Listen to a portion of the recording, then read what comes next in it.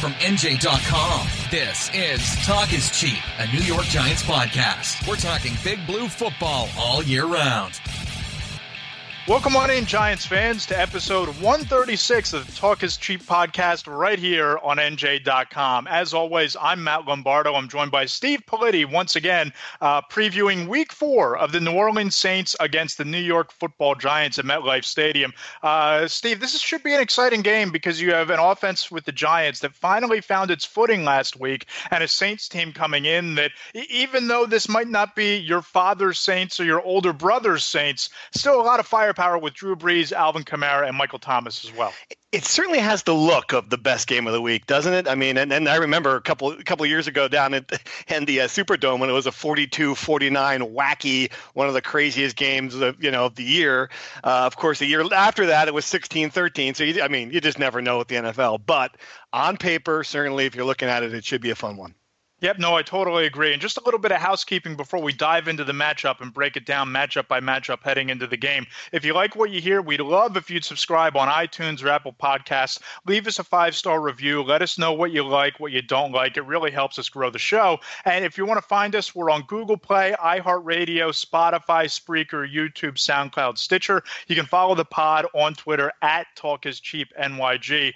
Steve, you wrote a terrific column on Thursday morning comparing the longevity of both Drew Brees and Eli Manning. Both have won Super Bowls. We've been down this road with these two many times before. They've had some epic showdowns through the years. To me, that's one of the more fascinating games within the game. What are you going to get from these two quarterbacks? And I think that's much more of a known out of Brees than it is out of Eli Manning at this stage of his career. But if he plays like he did last week, the Giants are going to feel really good about their chances. Yeah, I just found it really cool that these guys knew each other. They met at a playoff game, the Indianapolis Colts playoff game. This would have been Peyton Manning's second year. Eli was still in high school. Drew Brees was still, college quarterback, a very good college quarterback at Purdue.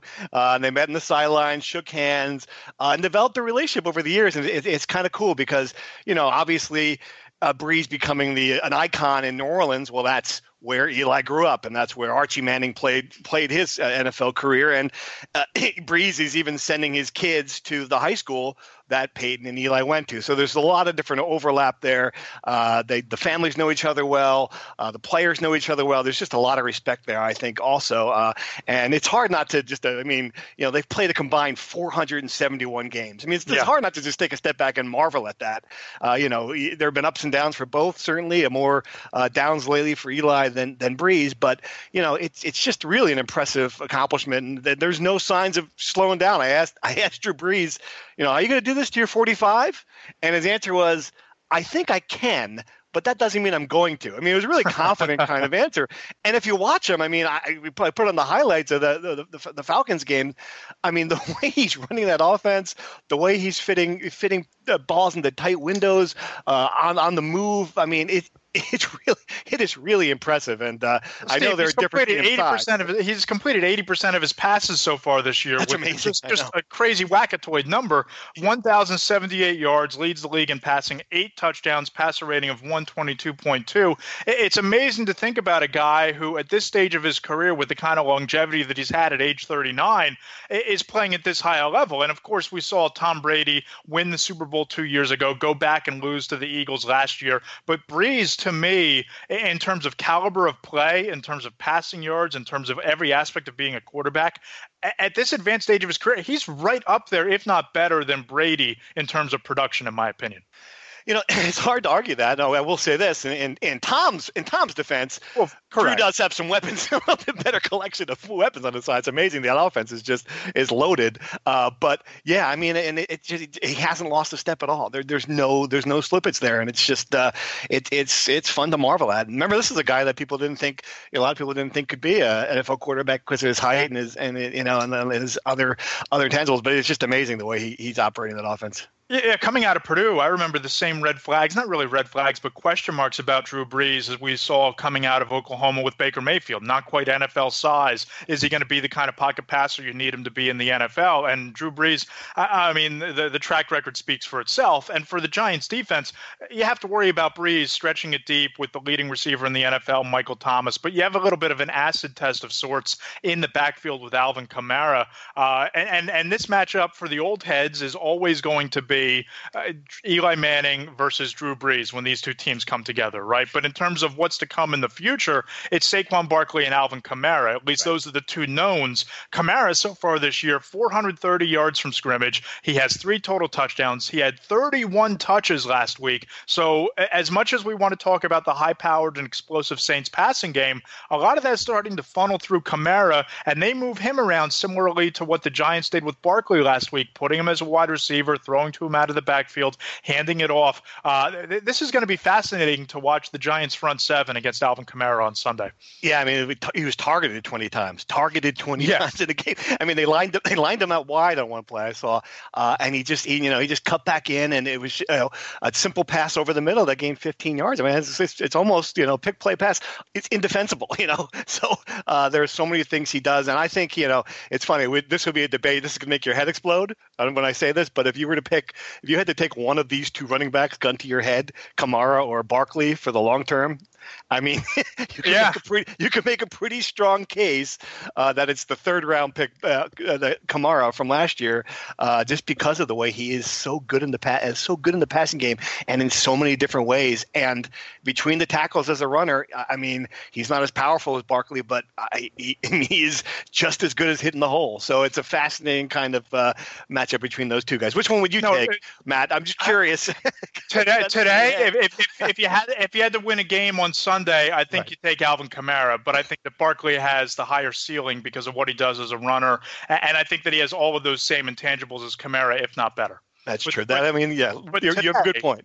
Today, I think that Kamara is further advanced in his career, and I think he'd be silly not to acknowledge that going into this week's game. But I think one of the big keys for the Giants on Sunday, Steve, involves Barkley, and it involves moving him around like they did last week. That was the first time we really saw him lined up out wide and targeted as a wide receiver, and he had that really nice leaping catch along the sidelines over Zach Cunningham, the Texans linebacker. I really believe that unless the Giants' offensive line continues to find its footing, which I thought they got better as the game went along in the run game last week. But until they build on that game to game, you got to start moving Barkley out wide, putting him in the slot, moving him around and throwing him the ball in space. They did a nice job about doing that last week. I think you need to continue that on Sunday. Right. And it was a big improvement from obviously the Dallas game when he was just the check down Charlie, as we've discussed.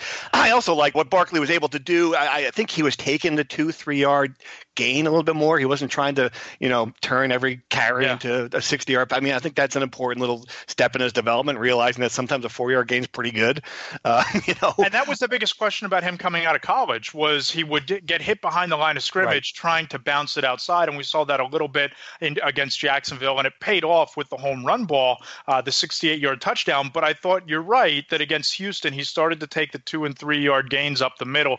And if you can do that and just move the chains and move the line of scrimmage forward and shorten the downs, that's going to help the offense keep the ball rolling. Right, and let's face it, we're still in a situation. I know there's a lot of talk about Chad Wheeler and switching up that offensive line and improving it, but it is still a below average offensive line. I mean, this is a work in progress. This is not the same pass rush from a week ago that Houston has, but it's they've got some dangerous guys along that defensive front. So it's going to be another test for Barkley in making stuff happen. Absolutely. Well, let's start right there as we dive into the key matchups as we do every week on the preview pod. Let's start right there with Chad Wheeler, because I think we both agreed that he kind of got overwhelmed last week in the second half, as a lot of people would, against J.J. Watt. Watt had a career afternoon, but it doesn't get much easier for him. You have Cameron Jordan coming in. He has 3 sacks so far this season, and 4 sacks rather, and he has 13 tackles through the first 3 games. This is another dominant pass rusher that the Giants are putting Chad Wheeler out there probably on an island, because you can't leave Red Ellison in his as an inline blocker if he has to pick up some of the pass catching responsibilities as Evan Ingram had now that he's out. But Wheeler against Jordan is going to be one of those games in the trenches that's going to decide the outcome of this contest, in my opinion. Right. And it seems like, at least based on what the Saints have done throughout with Cameron Jordan, he's going to be coming at Wheeler the entire game. He doesn't move around a lot.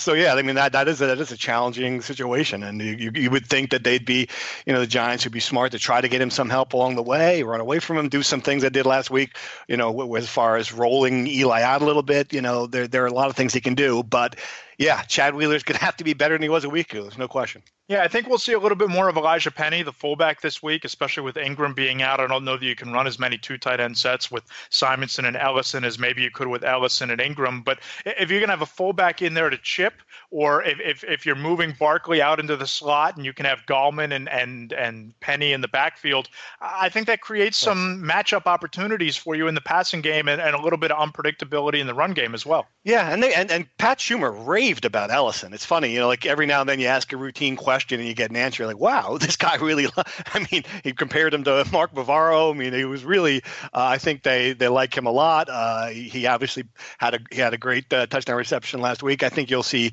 there'll be a chance for him to really have a big game.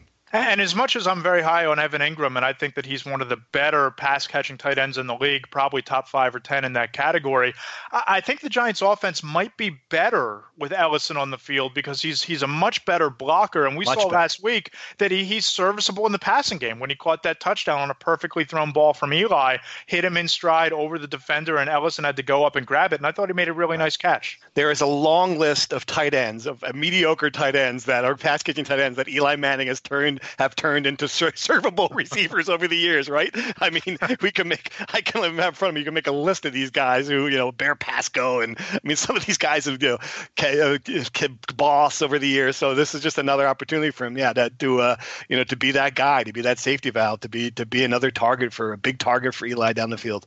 Yeah, but especially if you're going to exploit the middle of the Saints defense, you're going to have to get him involved. Another matchup that I'm really excited for, and I headlined the key matchup story with it this morning, Steve, Janoris Jenkins against Michael Thomas. And if you thought that Jalen Ramsey against Odell Beckham Jr. was fun, wait until you get Janoris Jenkins against Thomas. Like we said, Thomas leads the NFL, 38 catches, 398 yards, 3 touchdowns. Janoris Jenkins had that really acrobatic interception against the Jaguars where he fell out of bounds, got both feet in bounds before falling backwards. And then, of course, Dallas, it didn't go as well. Tavon Austin, the running back / wide receiver, had that 68-yard bomb on the third play of the game. How do you see this matchup playing out? Because Jenkins, one of the league's elite cornerbacks against maybe the premier receiver in the game right now, Michael Thomas. I've got to feel like it's edge Thomas just because it's never in the secondary. It's never just a one-on-one matchup. And I mean, if Drew Brees was watching that second half film of the Giants against the Texans, I mean, the Texans receivers were just running hog wild. There are some issues still at safety for this Giants team. I think that's going to be that could be a problem. I mean, Thomas is fantastic, and what Brees does so well. I mean, even when guys are covered, even like Janoris Jenkins could have perfect coverage on him, and Brees still finds a way to get it into the tightest hole. So yeah. I would be surprised if Thomas did not have a big game. Yeah, no, I agree. I think you could see over 100 receiving yards and 2 touchdowns from Michael Thomas if this becomes a track meet. And I think that one of the things the Giants have to do is try to replicate the game plan from a week ago, like we talked about, rolling Eli Manning out, right. A well-balanced of run to pass. They ran the ball 27 times, passed it 29, control the tempo of the game, dominate the time of possession. Because if this gets into a high-scoring affair, I just don't think that the Giants' defense is good enough to keep the Saints under 35 in that type of a situation. And I certainly don't think the offense can get above 30. Well, that's fascinating. And the defense is extremely confident, though. I mean, this is, they've had 3 solid performances in a row, at least on the scoreboard, holding teams to 20 points. That's about what you would want a winning football team to do, right? I agree. Keep teams around that level. And they were opportunistic against Houston. They're creating turnovers. They were very good against the run game. So that's another positive going into this one. This is going to be the first real big test for this defense. So let's see it. Let's see if it really is good. I mean, it looks like on the outsider that they're really kind of piecing things together with a bunch of guys, right? That's just how it looks like when you're really looking at it. Is this defense as good as it's played so far? Will it? Certainly will help getting some guys back if Eli Apple and Olivier Vernon are ready to go. Right. But I mean, we still haven't seen it against an offense like this. Listen, I agree with everything you just said, and I think there's a lot to like about what the Giants defense has done through the first 3 games. I think that if you told me that they would have been the more dominant unit of the offense versus the defense heading into the season 3 weeks in, I think I would have laughed at you because of how much firepower there is on offense. But really, this defense has been the backbone. You pointed it out, 20 points per game in the first 3 weeks is the average. They did a really nice job last week, and this is where it comes into Alvin Kamara territory on Sunday in the matchup against the front 7. You look at them holding the number 1 ranked Texans rushing offense to 59 total yards. Lamar Miller had 10 yards on 10 carries. It doesn't get much better than that, but I agree with this that you pointed out as well, that I don't think that they've faced a more complete offense than they're about to face on Sunday in New Orleans. When you can have Brees back there, Kamara, Thomas, that offensive line that's doing a nice job.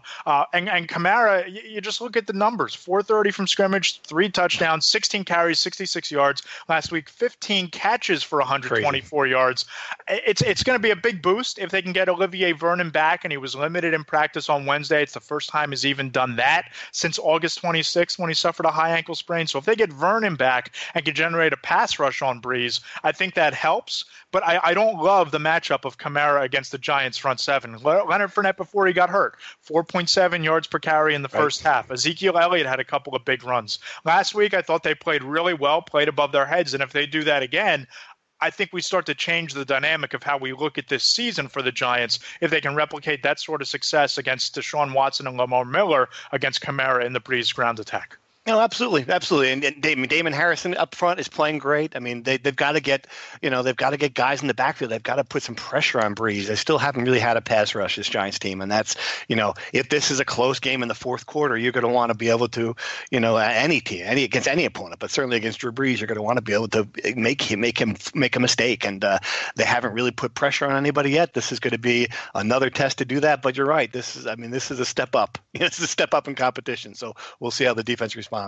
Yep. And on the flip side of that coin, we touched on it real briefly earlier when we compared Kamara and Barkley, but Saquon Barkley against the Saints front 7, that's a critical matchup for the Giants offense, because if they bottle up Barkley as well as the Cowboys did in the running game, and you make Eli beat you and you make the Giants a one-dimensional team, that's where I think you could risk some turnovers. That's where I think that you could really fall into 3 and outs and struggle moving the football. They need to find balance, and that starts with getting Saquon Barkley going in the run game. Right, and that keeps the Saints off the field, obviously. So that's the other key to that. And, the Giants at least finally last week sustained a couple of long drives, and that was good to see. We talked about, all right, where's the big play?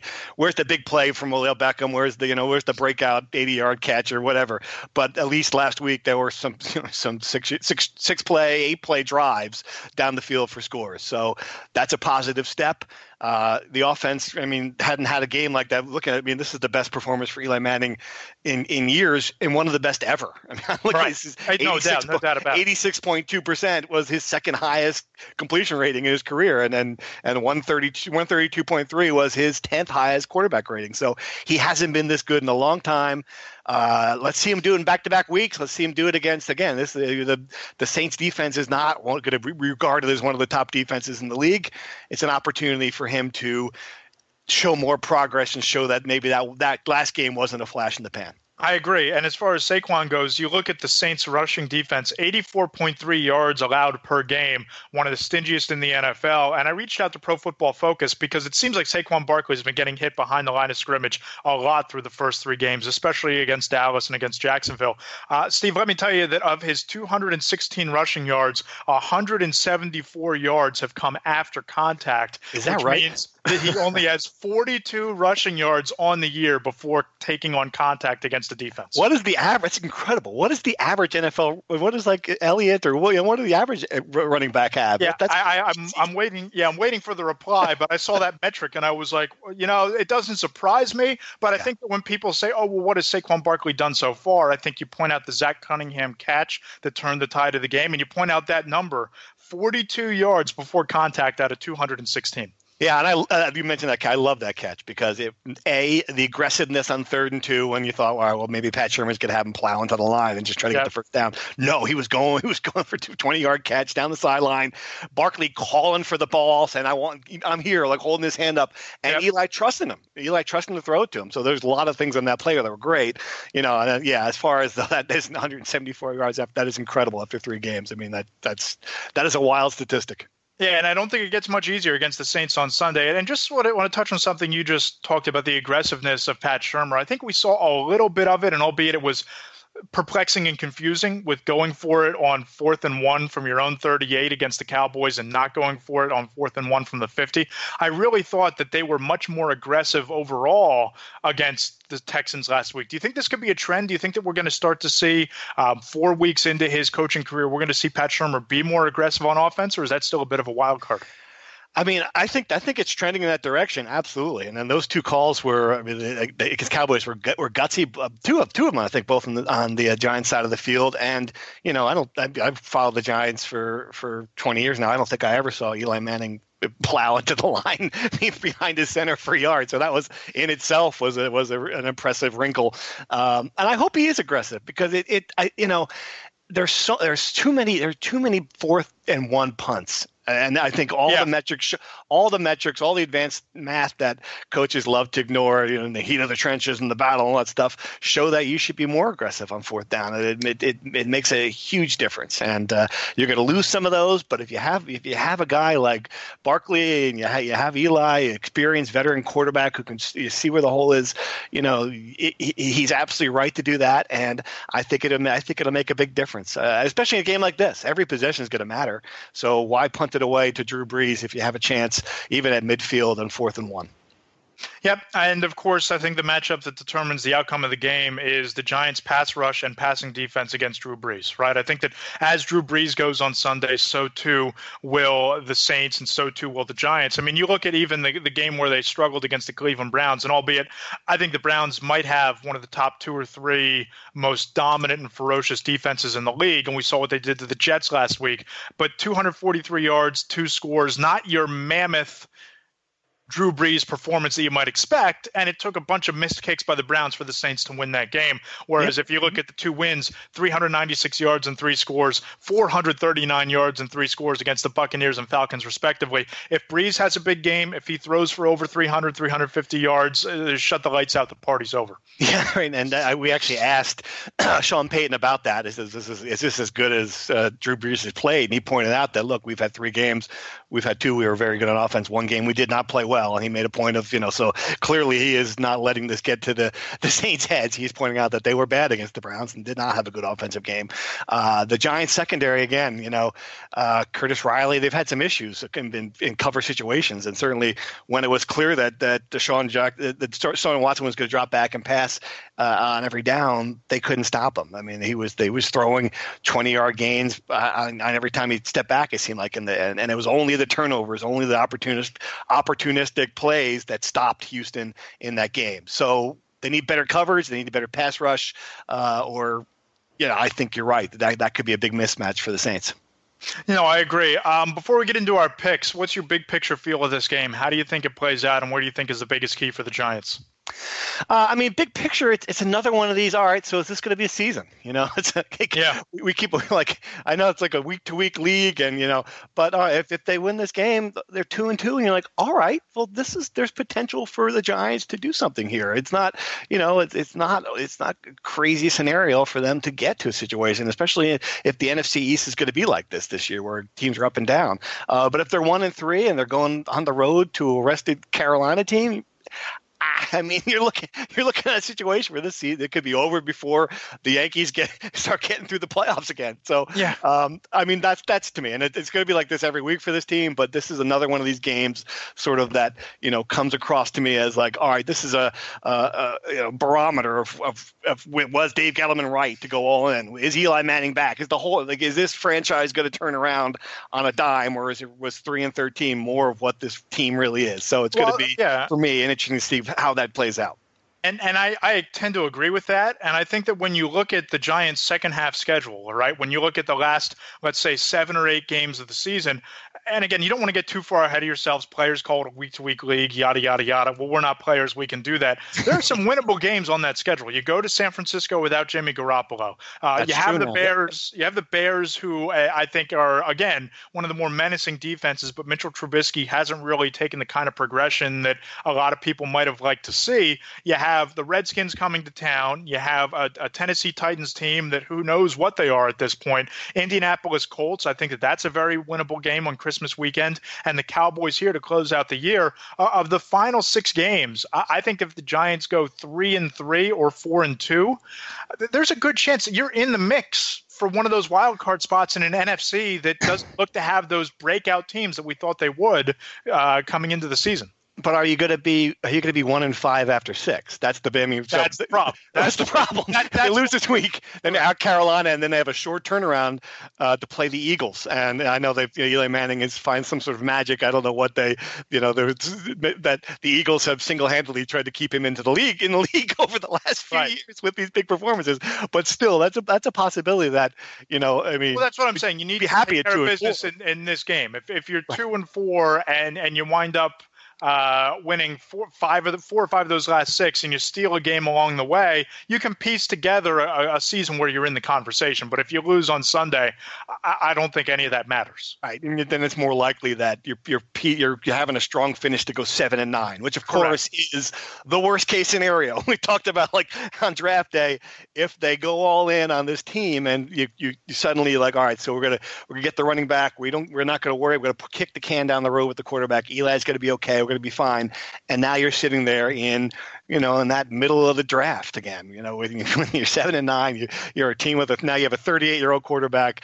That's the kind of scenario that a lot of people feared. And I think if you lose this game, you're closer to it than you are to getting that wild card. Yeah, and if you lose this game, the season could come off the rails as well. Let's be real about this. When you have Carolina, Atlanta, and Philadelphia over the next 3 weeks, you need to take care of business at home against the Saints. Again, if you win, I think you're in the conversation. You're competitive for the long term. I don't know how easy it is to keep it together with a loss. This is fascinating. They have not been favored yet this year, and probably won't be until the Redskins come in Week 8. And even then, we don't know. Let's see what the Redskins are going to do the next few weeks. They've been hit or miss, obviously, but they're clearly not a bad team. They're an average team. So they lost to the Colts, though. They did lose to the Colts. Right. They did lose to the Colts. I didn't say they were a good team. Goodbye, suicide pool entry number 1 from Matt Lombardo. See you later. You're just bitter. Okay, that's fine. You can be bitter about that. That's understandable. They're on your bad list now. I get it. Yes. That's good. All right, so the moment has arrived. The picks post will officially drop on Friday on NJ.com, where you get all of the predictions from the entire NJ.com sports staff. You get all the predictions from the NFL analysts. But if you subscribe to the pod and if you listen to the pod, you get Steve and my picks right now. And I've been waffling back and forth on this all week. You seem pretty steadfast in your selection. Who do you have winning the game, and what's the score? Yeah, I have the Saints winning, and this is going to be one of these like kicking the you-know-where for the Giants, but I have them winning 37-34, which means finally the Giants are going to score and crack the 30-point plateau against the Saints. It's the first time they've scored 30 points since 2015 and still lose the game. I mean, I know that Drew Brees isn't as good outdoors. I get all that stuff. It's, but I just think that against this secondary and the way that offense is playing, they're going to score points. And if they have the ball late in the game, I just like Drew Brees and finding a way to get this team to win. Yeah, I'd love to see the Giants, from the Giants' perspective, control the tempo, dominate the line of scrimmage, dominate time of possession, keep the ball out of Brees' hands. I just don't know if you can do that against this defense. And I think that the Giants secondary, and we touched on it with Curtis Riley's issues over the top. We've touched on it with Michael Thomas and Janoris Jenkins. As great a matchup as that is, it is dominant as a cornerback as Jenkins is. I think Thomas has the upper hand there. And I think Drew Brees has a chance to put up a lot of points. I don't quite think the Giants score 30 points. I think that narrative continues to follow them into Carolina, gets on the plane with them next week and plays the Panthers with them next week. But I do think they lose the game 31-29. Even if Eli Manning makes a late charge, I just don't think that this defense is going to have all the answers for Drew Brees and the high-powered Saints. The good news, though, Giants fans, is that we're always wrong. At least I've been wrong. Correct.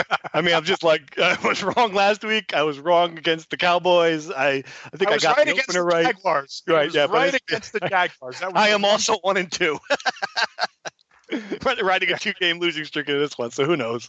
And this is your swan song on the Talk is It is, yes. Thank goodness. Ryan Dunleavy, who's been out after the birth of his son, will be back next week. It's been a pleasure filling in for him, but he's the expert, and he'll be sitting in this seat come next week. Yeah, look forward to getting Ryan back, but it's always fun talking to you, Steve. I look forward to Sunday. I think it's going to be a wildly entertaining game between the Giants and the Saints. Again, if you like what you heard on the pod, subscribe on iTunes, on Apple Podcasts. You can check us out on YouTube, SoundCloud, Stitcher, Spreaker, Google Play, iHeartRadio, anywhere that you listen to podcasts. Follow Steve on Twitter, @Steve Politi. I'm @Matt Lombardo NFL. I'm looking forward to the game on Sunday, and I'll see you then, Steve.